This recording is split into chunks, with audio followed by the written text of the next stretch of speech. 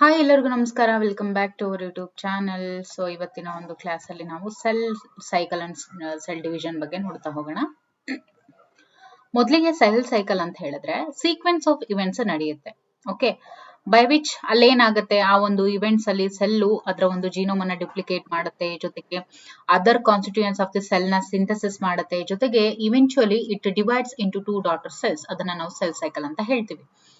Different kinds of cells ಏನಿರುತ್ತೆ, they have vary duration for cell cycle phases. ಇನ್ನು phases of cell cycle ಅಂದ್ರೆ ಏನು? Phases of cell cycle ಅಂತ ನೋಡಿದಾಗ interface ಮತ್ತೆ ಎಂ ಫೇಸ್ ಅಂತ ಹೇಳಿ 2 ಟೈಪ್ಸ್ ನಾವು ನೋಡ್ತೀವಿ ಫೇಸಸ್ ಆಫ್ ಸೆಲ್ ಸೈಕಲ್ ಅಲ್ಲಿ. ಇಂಟರ್ಫೇಸ್ ಏನಿದೆ, it is said to be resting phase ಅಂತ ಹೇಳ್ತೀವಿ. ಇನ್ನು ಎಂ ಫೇಸ್ ಏನಿದೆ ಅದನ್ನ ಮೈಟೋಸಿಸ್ ಫೇಸ್ ಅಂತ ಹೇಳ್ತೀವಿ. ಈ ಮೈಟೋಸಿಸ್ ಫೇಸ್ ಅಲ್ಲಿ ಕ್ಯಾರಿಯೋಕೈನೆಸಿಸ್ ಅಂಡ್ ಸೈಟೋಕೈನೆಸಿಸ್ ಅಂತ ಹೇಳಿ 2 ಸಬ್ ಕೆಟಗರೀಸ್ ಆರ್ 2 ಸಬ್ ಫೇಸಸ್ ಬರುತ್ತೆ. ಕ್ಯಾರಿಯೋಕೈನೆಸಿಸ್ ಅಂತ ಹೇಳಿದ್ರೆ ಡಿವಿಷನ್ ಆಫ್ ನ್ಯೂಕ್ಲಿಯಸ್ ನ ನಾವು ಕ್ಯಾರಿಯೋಕೈನೆಸಿಸ್ ಅಂತ ಕರಿತೀವಿ. ಡಿವಿಷನ್ ಆಫ್ ಸೈಟೋಪ್ಲಾಸ್ಮ್ ಆದ್ರೆ ಅದನ್ನ ಸೈಟೋಕೈನೆಸಿಸ್ ಅಂತ ಹೇಳ್ತೀವಿ. So karyokinesis is division of nucleus, division of cytoplasm is cytokinesis. ಈಗ ಸೆಲ್ ಫೇಸ್ ಅಲ್ಲಿ ಬರುವಂತ ಫೇಸಸ್ ಆಫ್ ಸೆಲ್ ಸೈಕಲ್ ಅಲ್ಲಿ ಬರುವಂತ ಇಂಟರ್ಫೇಸ್ ಮತ್ತೆ ಎಂ ಫೇಸ್, ಇದ್ರ ಬಗ್ಗೆ ನೋಡ್ತಾ ಹೋಗೋಣ. ಇಂಟರ್ಫೇಸ್ ಏನಿದೆಯಲ್ಲ, it is divided into 3 further phases. ಏನಂತ? ಈ interphase G1 face, S face, ಮತ್ತೆ G2 ಫೇಸು, ಮತ್ತೆ G0 ಫೇಸ್ ಅಂತ ಹೇಳಿ ಅಥವಾ GO ಫೇಸ್ ಅಂತ ಹೇಳಿ ಈ ತರ ಡಿವೈಡ್ ಆಗುತ್ತೆ. G1 ಫೇಸ್ ಅಂತ ಹೇಳಿದ್ರೆ it corresponds to the interval between mitosis and initiation of DNA replication. G1 phase ಅಲ್ಲಿ ಏನಾಗುತ್ತೆ, ಸೆಲ್ಸ್ ಮೆಟಾಬಾಲಿಕಲಿ ಆಕ್ಟಿವ್ ಇರುತ್ತೆ ಮತ್ತೆ ಕಂಟಿನ್ಯೂಸ್ ಆಗಿ ಗ್ರೋ ಆಗ್ತಾ ಇರುತ್ತೆ G1 ಫೇಸ್ ಅಲ್ಲಿ. ಎಸ್ ಫೇಸ್ ಅಂದ್ರೆ ಏನು? ಸಿಂಥಸಿಸ್ ಫೇಸ್ ಅಂತ ಹೇಳ್ತೀವಿ. ಇಲ್ಲಿ DNA ಸಿಂಥಸಿಸ್ ಆಗುತ್ತೆ, ಜೊತೆಗೆ ರೆಪ್ಲಿಕೇಶನ್ ಕೂಡ ಟೇಕ್ಸ್ ಪ್ಲೇಸ್ ಆಗುತ್ತೆ. ನಂಬರ್ ಆಫ್ DNA ಏನಿರುತ್ತೆ ಅದು ಡಬಲ್ ಆಗುತ್ತೆ, but number of chromosomes same ಇರುತ್ತೆ. ಓಕೆ, DNA ಮಾತ್ರ ಡಬಲ್ ಆಗುತ್ತೆ. ಅಂಡ್ G2 ಫೇಸ್ ಏನಿದೆ, ಇಲ್ಲಿ ಪ್ರೋಟೀನ್ಸ್ ಸಿಂಥಸಿಸ್ ಆಗುತ್ತೆ in preparation for mitosis when cell growth continuous.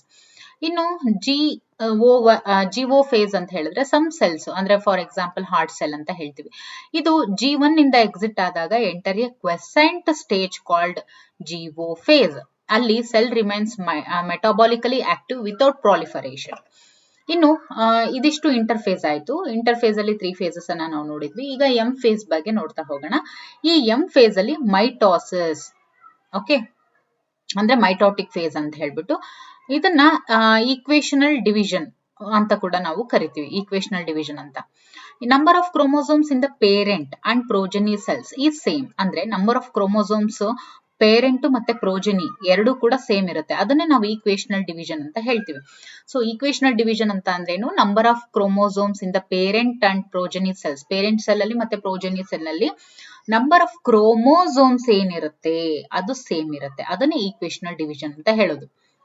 So ಇದರಲ್ಲಿ ನಾವು ನೋಡಿದ್ವಿ ಕ್ಯಾರಿಯೋಕೈನೆಸಿಸ್ ಮತ್ತೆ ಸೈಟೋಕೈನೆಸಿಸ್ ಅಂತ ಹೇಳಿ. Division of nucleus is said to be karyokinesis, division of cytoplasm is said to be cytokinesis. So karyokinesis ಅಲ್ಲಿ prophase, metaphase, anaphase ಮತ್ತೆ telophase ಅಂತ ಹೇಳಿ ನೋಡ್ತೀವಿ. ಸೊ ಏನಿದು ಪ್ರೋಫೇಸ್? ಪ್ರೋಫೇಸ್ ಅಂತ ಹೇಳಿದ್ರೆ initiation of condensation of chromosome takes place.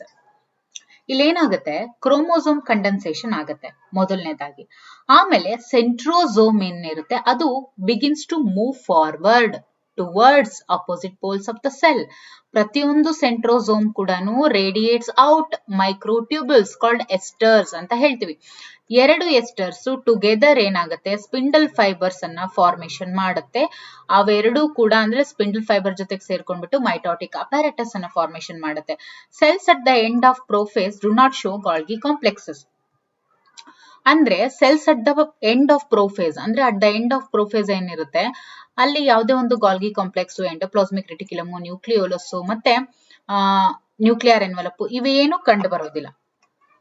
ಇದಿಷ್ಟು prophase ಆದ್ರೆ ಮೆಟಾಫೇಸ್ ಅಲ್ಲಿ ಏನಾಗುತ್ತೆ, complete disintegration of the nuclear envelope. Chromosome is made up of 2 sister chromatids which are held together by the centromere.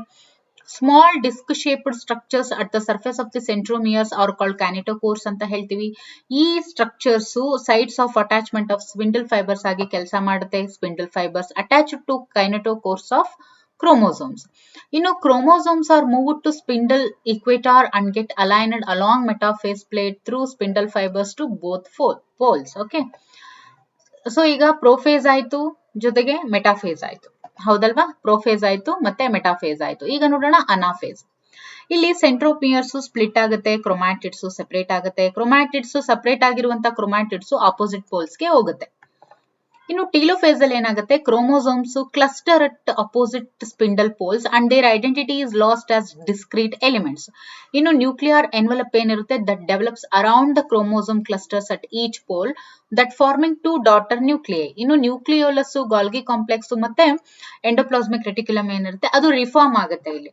ಅದಾದ ನಂತರ ನಾವು ನೋಡುವಂತದ್ದು ಈಗ ಕ್ಯಾರಿಯೋಕೈನೆಸಿಸ್ ಮತ್ತೆ ಸೈಟೋಕೈನೆಸಿಸ್ ಅಂತ ನೋಡಿದ್ವಿ. ಸೊ ಕ್ಯಾರಿಯೋಕೈನೆಸಿಸ್ ಅಲ್ಲಿ ಏನ್ ಬರುತ್ತೆ, ಪ್ರೋಫೇಸ್, ಮೆಟಾಫೇಸ್, ಅನಾಫೇಸ್ ಮತ್ತೆ telophase, that is ಪಿಮ್ಯಾಟ್.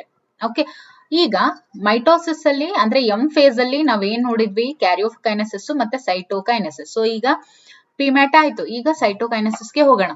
After karyokinesis ಏನಾಗುತ್ತೆ, sell it divides into 2 daughter cell by the separation of cytoplasm called cytokinesis. In an animal cell ಅಲ್ಲಿ ಏನಾಗುತ್ತೆ, this is achieved by the appearance of furrow in the plasma membrane. The furrow ಏನಿರುತ್ತೆ that gradually deepens and ultimately join in the center, dividing the cell protoplasm into 2. ಅದೇ plant cell ಅಲ್ಲಿ ಏನಾಗುತ್ತೆ, this is the major one. Okay, animal cell ಅಲ್ಲಿ ಏನಾಗುತ್ತೆ, plant cell ಅಲ್ಲಿ ಏನಾಗುತ್ತೆ, ಅವೆರಡರದ್ದು difference ಗೊತ್ತಿರಬೇಕು. ಸೈಟೋಕೈನೆಸಿಸ್ ಅಲ್ಲಿ ಅನಿಮಲ್ ಸೆಲ್ ನಲ್ಲಿ it is achieved by the appearance of furrow in the plasma membrane. But ಇಲ್ಲಿ ಏನಾಗುತ್ತೆ, ಪ್ಲಾಂಟ್ ಸೆಲ್ ಅಲ್ಲಿ ವಾಲ್ ಫಾರ್ಮೇಶನ್ ಸ್ಟಾರ್ಟ್ ಆಗುತ್ತೆ in the centre of the cell, ಜೊತೆಗೆ grow toward to meet the existing lateral walls. But ಇಲ್ಲಿ ಏನು, the furrow gradually ಡೀಪನ್ಸ್ and ultimately joins the centre, dividing the cell cytoplasm into 2.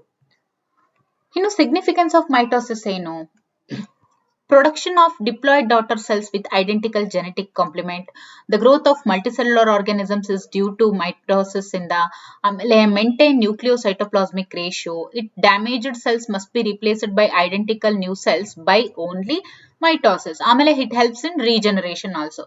ಇವೆಲ್ಲ ಏನಿದೆ, these are very important points and that denotes the significance of mitosis. Okay, so ಇಲ್ಲಿ ನೀವು ನೋಡಬಹುದು, this is interphase, this is prophase, metaphase, anaphase, telophase. Okay, ಇನ್ನು ಈಗ mitosis ಆಯ್ತು, ಈಗ meiosis ಬಗ್ಗೆ ನೋಡ್ತಾ ಹೋಗೋಣ. That is reductional division. Okay, reduction division.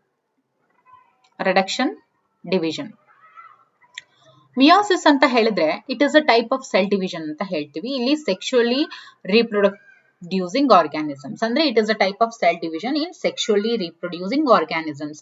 ಯಾವೆಲ್ಲ ಸೆಕ್ಷುಯಲ್ ರಿಪ್ರೊಡ್ಯೂಸಿಂಗ್ ಆರ್ಗ್ಯಾನಿಸಮ್ಸ್ ಇರುತ್ತೆ ಅದರಲ್ಲಿ ನಡೆಯುವಂತ ಒಂದು ಸೆಲ್ ಡಿವಿಷನ್ ಏನಿರುತ್ತೆ ಅದನ್ನ ನಾವು ಮಿಯೋಸಿಸ್ ಅಂತ ಹೇಳ್ತೀವಿ. That reduces the number of chromosomes in gametes. ಅಂದ್ರೆ ಗ್ಯಾಮೆಟ್ಸ್ ಅಲ್ಲಿ ಏನ್ ಕ್ರೋಮೋಸೋಮ್ ನಂಬರ್ಸ್ ಇರುತ್ತೆ ಅದನ್ನ ಕಡಿಮೆ ಮಾಡುತ್ತೆ ಈ ಒಂದು ಮಿಯೋಸಿಸ್. ಅದಕ್ಕೆ ಇದನ್ನ ರಿಡಕ್ಷನಲ್ ಡಿವಿಷನ್ ಅಂತ ಹೇಳೋದು. The key features of meiosis are as follows.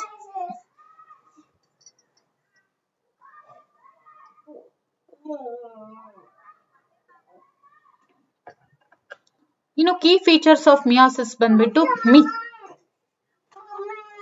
So ಇಲ್ಲಿವರೆಗೂ ನಾವು ಈಗ ಮೈಟೋಸಿಸ್ ನೋಡಿದ್ವಿ ಅಲ್ವಾ. ಇನ್ನು ನಾವು ನೆಕ್ಸ್ಟ್ ಕ್ಲಾಸ್ ಅಲ್ಲಿ ಮಿಯೋಸಿಸ್ ಬಗ್ಗೆ ನೋಡ್ತಾ ಹೋಗೋಣ.